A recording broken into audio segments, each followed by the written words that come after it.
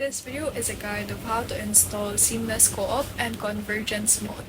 So if you want to install the Seamless Co-op and Convergence mod, is that you need to ensure your Mod Engine 2 and Elden mod loader is installed.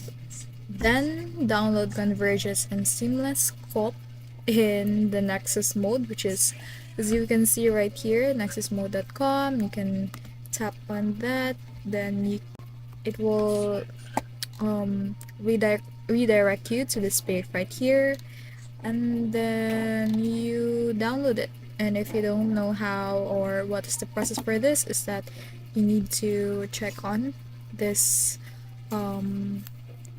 manual that is made for how do you download this Seamless Co-op right here. Next is that you need to extract both mods.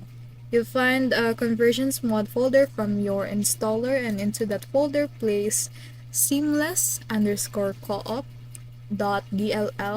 and the ini files plus all convergence file.